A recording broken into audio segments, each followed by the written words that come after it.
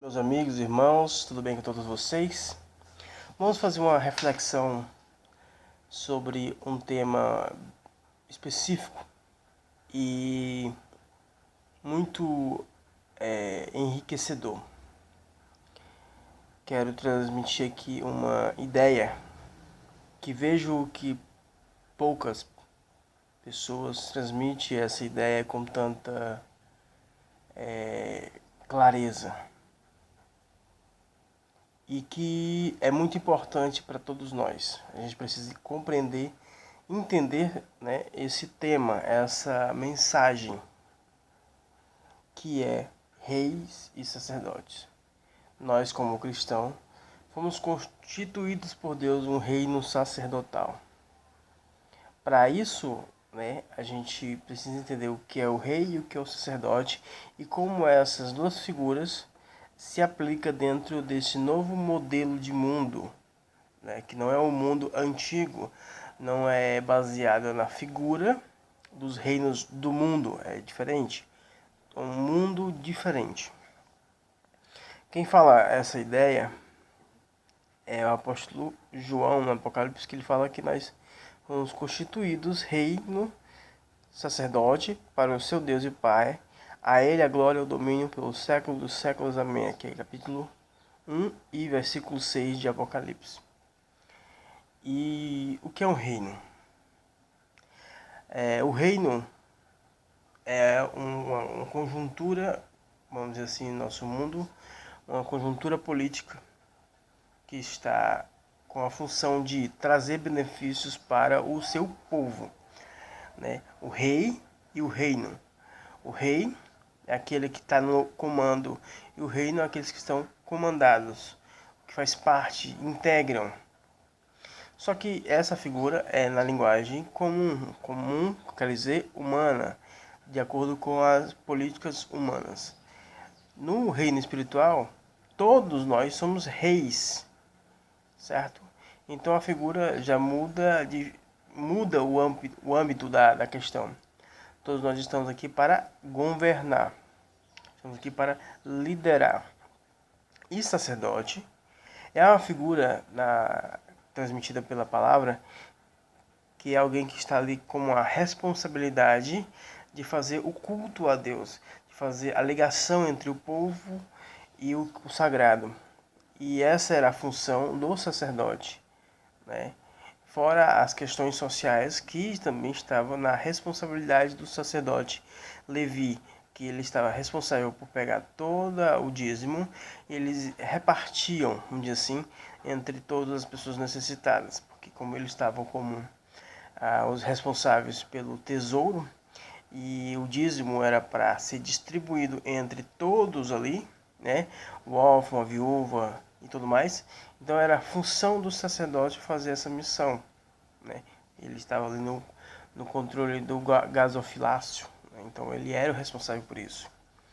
Então, pegando essas duas figuras da Bíblia, com uma terceira, porque não se especifica aqui, mas com uma terceira baseada no livro de Isaías, que fala que Deus ia restituir os seus juízes, né? Para isso você precisa entender os juízes, não estou falando desse tipo de juiz que existe hoje. Os juízes bíblicos era alguém que era levantado por Deus para liderar o seu povo em direção a uma obra em específico.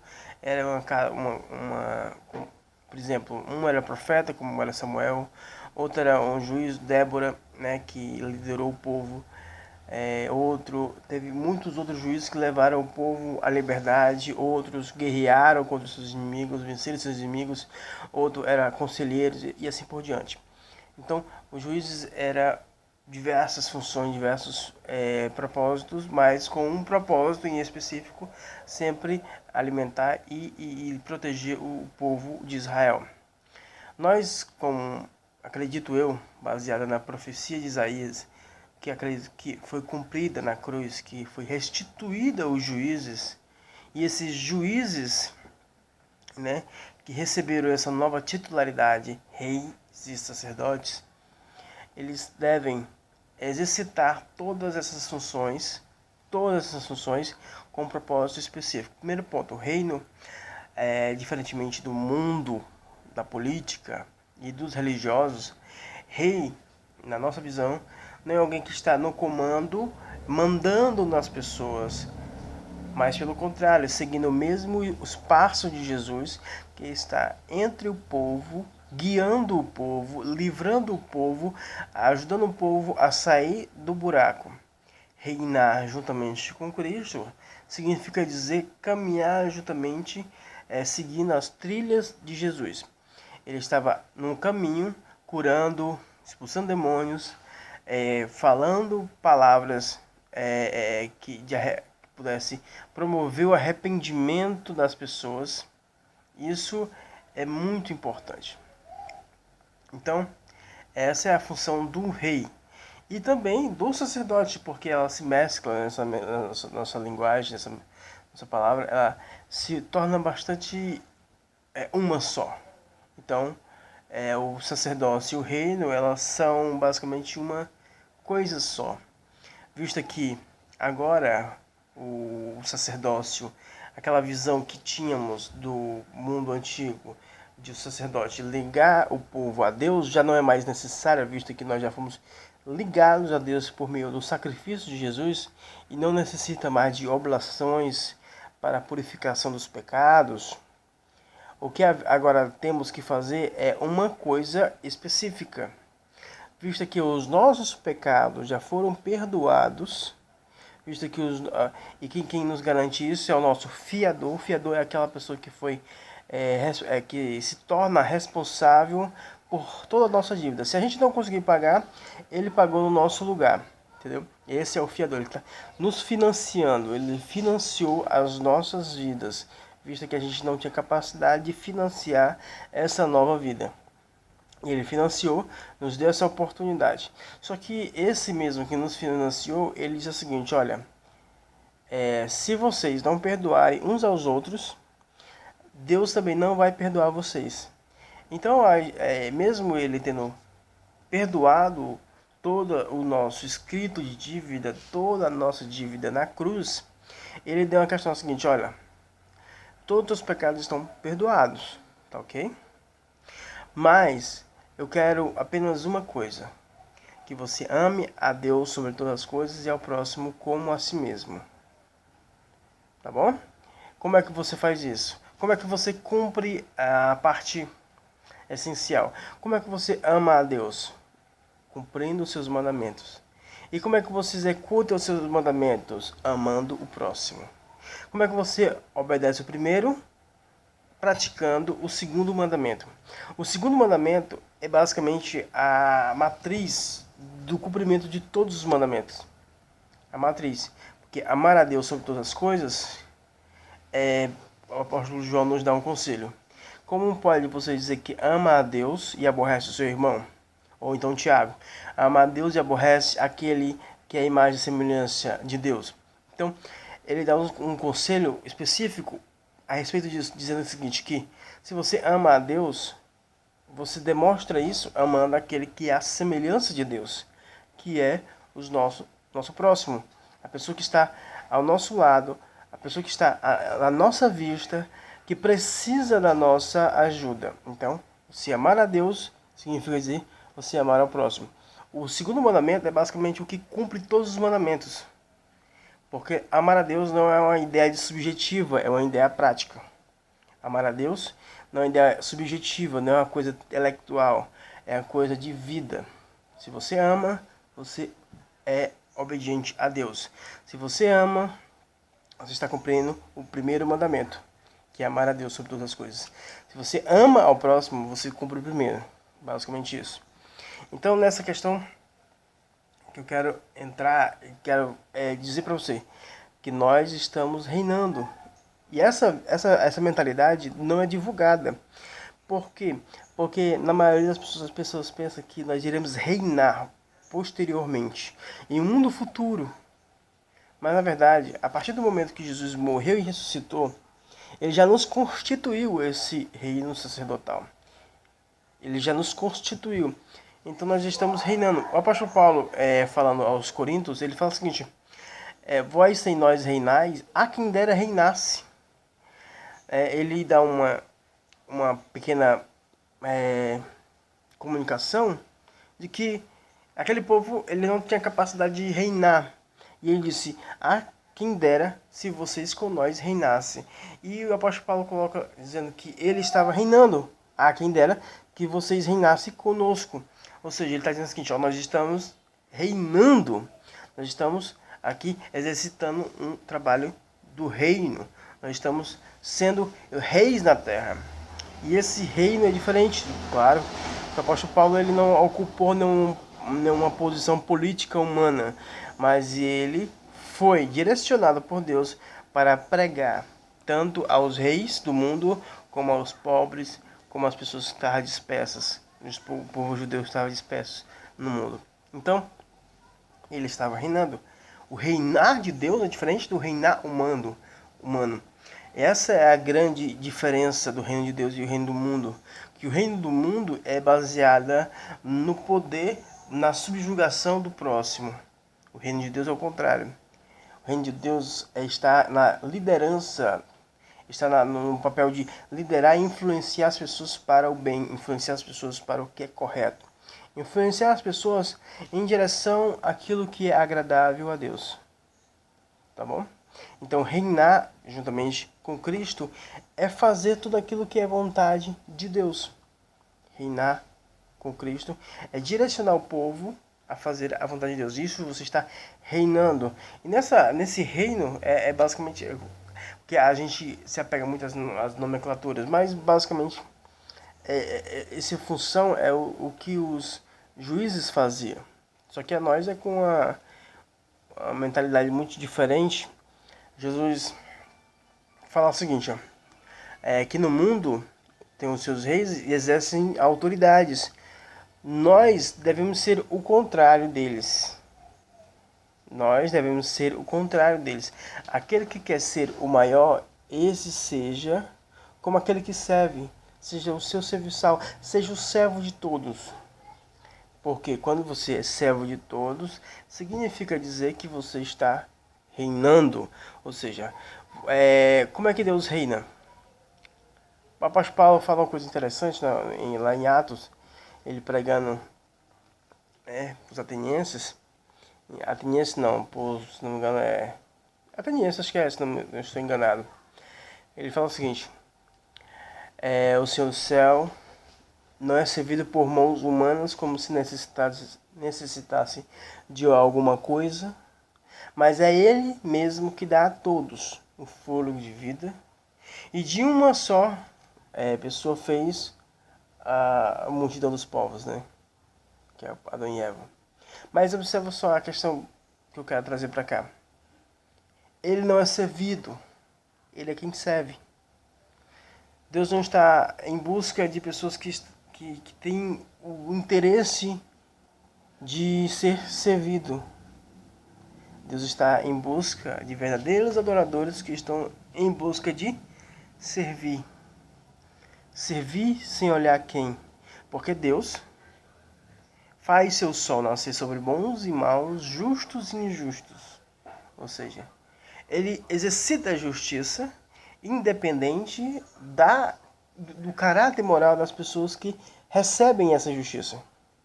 Deus exerce justiça independente do comportamento do outro, independente se a pessoa merece ou não.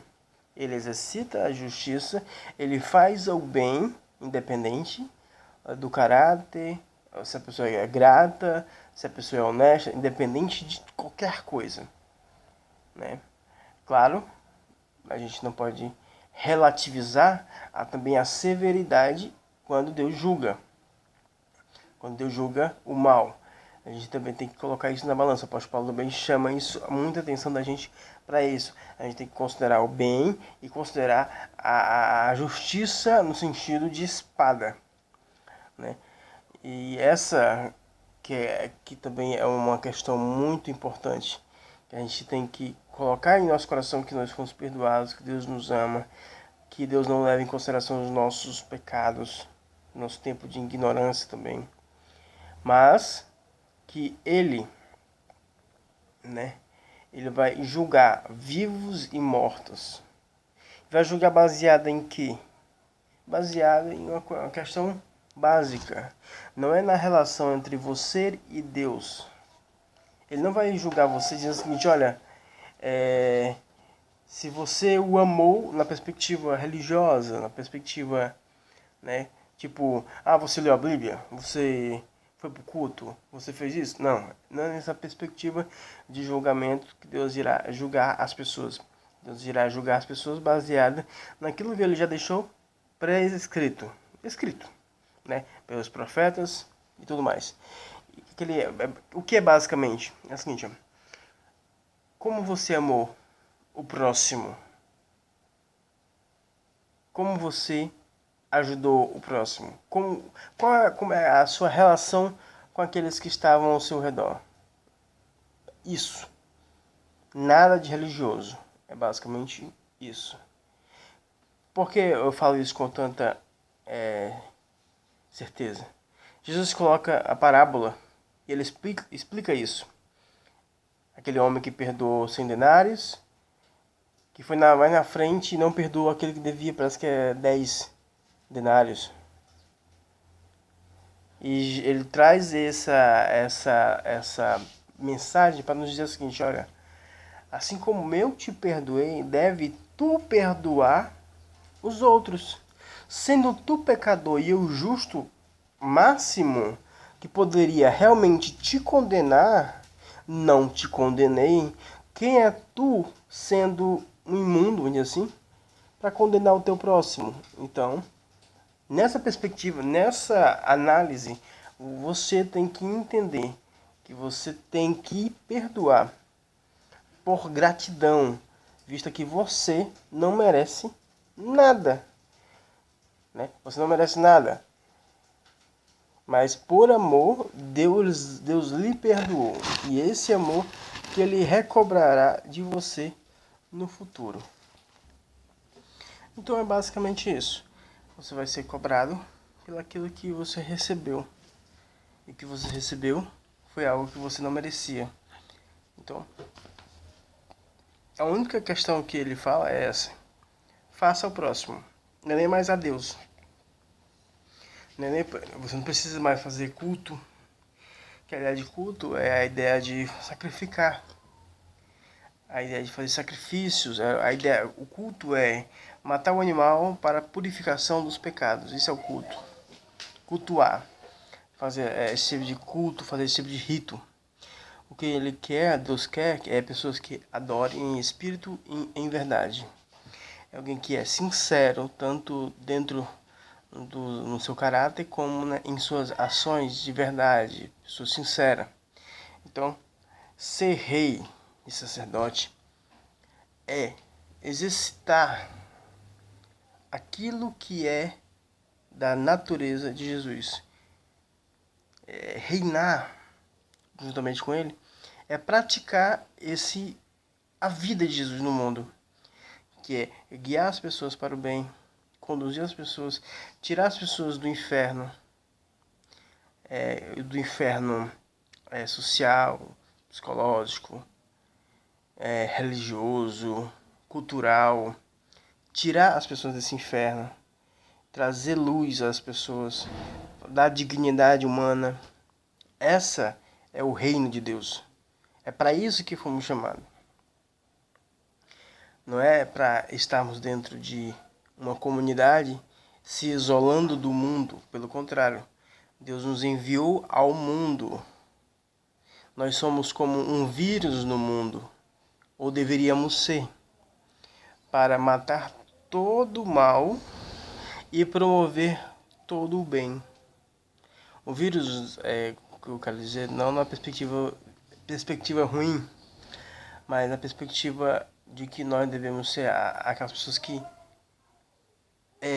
infectemos o sistema e que nós arranquemos o mal das pessoas.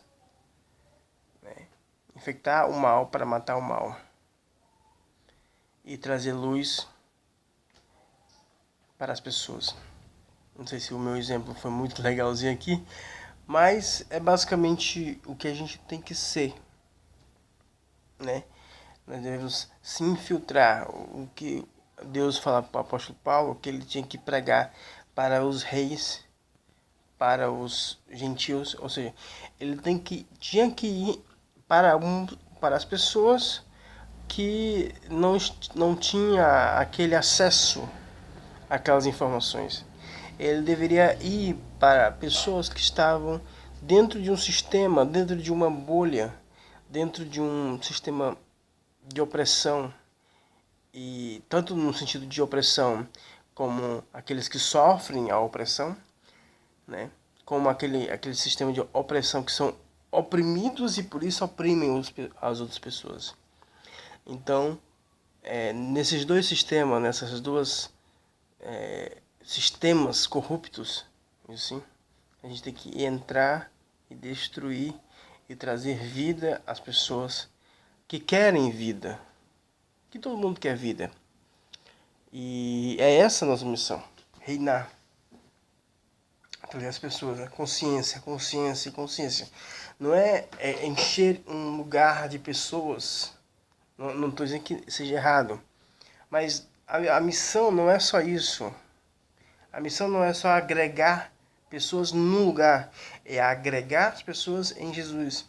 Congregar em Jesus, é o que o apóstolo Paulo fala em Efésios. Congregar em Jesus, foi o propósito de Deus. Congregar nele todas as criaturas, tantas do céu como as da terra. Porque Jesus é o verdadeiro santuário de Deus. E é nele que nós devemos nos congregar, nos agregar, nos juntar, nos tornarmos uma família. E é para essa missão que fomos designados. Se você não faz essa missão, você está perdendo tempo. Vamos voltar um pouco no tempo e fazer de novo. Vamos dar um grande reset. Vamos resetar tudo aquilo que a gente fez de errado e começar a fazer o que é correto. Porque as batalhas que nós iremos enfrentar daqui para frente não serão as batalhas que já enfrentamos. Vão ser batalhas diferentes, mais estratégicas e mais perigosas. Porque elas corrompem todo o caráter humano. Corrompem toda a singeleza de coração.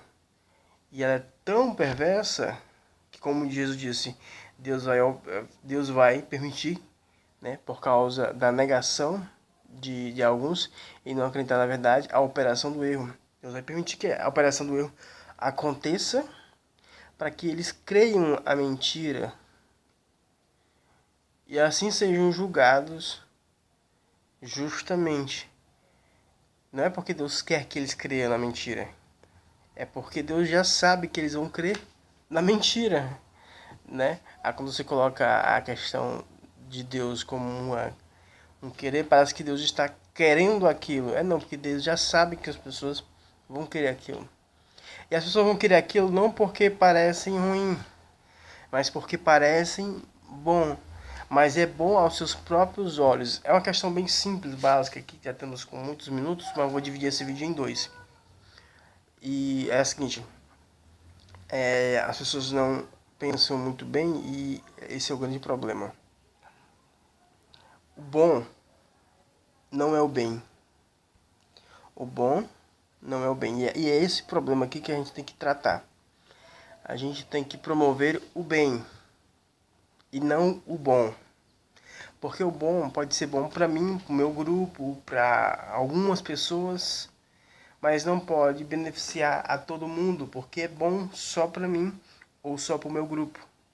O bem, ele, independente do grupo, ele vai fazer uma coisa completa.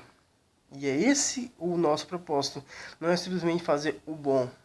O bom é uma coisa gostosa para mim, mas só que para você pode ser que não seja gostosa.